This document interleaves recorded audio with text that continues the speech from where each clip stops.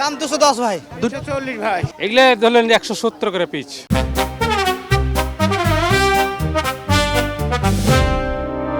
রাজশাহীর সিটিহাটে গরু ও মহিষে ঠাসা একই চিত্র গোদাগাড়ী উপজেলার কাকনহাটে। হাটগুলোতে ঘুরে ঘুরে স্বাদ ও সাধ্যের মধ্যে সমন্বয় করে কোরবানির পশু কিনছেন ক্রেতারা। জেলায় ছোট বড় মিলিয়ে আছে 20টি কোরবানির পশুর হাট। ক্রেতার মুখে ঘুরে ফিরে আসছে দাম কত, দাঁত কয়টি, বাড়ির গরু নাকি কিনে এনে বিক্রি করছেন এমন প্রশ্ন।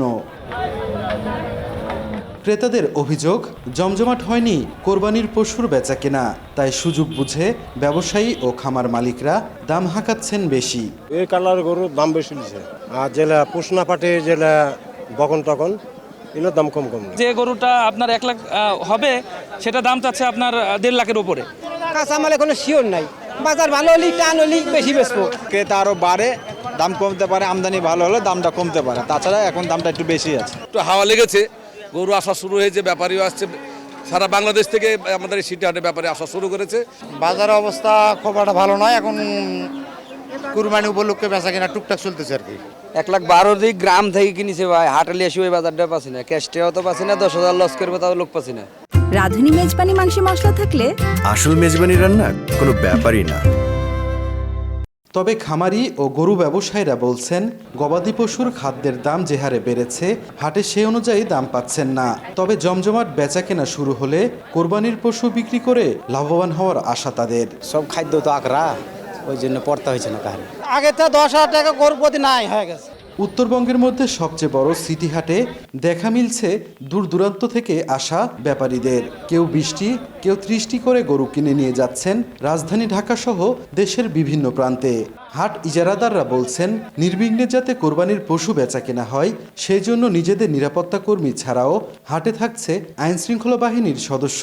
এছাড়া জাল নোট শনাক্তকরণ মেশিন, সিসিটিভি ক্যামেরাও স্থাপন করা হয়েছে।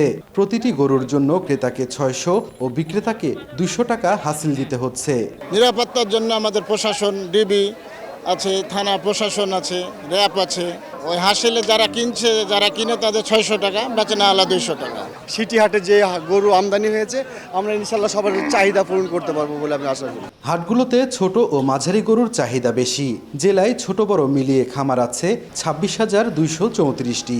এর মধ্যে কোরবানিযোগ্য ষাঁড় আছে 70,346টি, বলদ গরু আছে 14,446টি, গাভী 19,849টি, মহিষ 3,425টি, ছাগল 3,11,339 ও ভেড়া 43,406টি।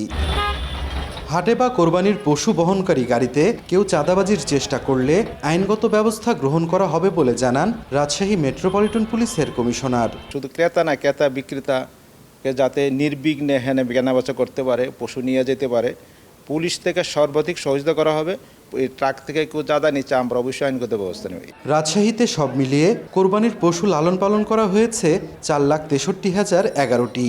এর মধ্যে জেলায় 3,71,058টি কোরবানির পশুর চাহিদা রয়েছে, আর উদ্বৃত্ত 91,953টি কোরবানির পশু যাবে অন্যান্য জেলায়। সাইফুর রহমান রকি, সময় সংবাদ, রাজশাহী।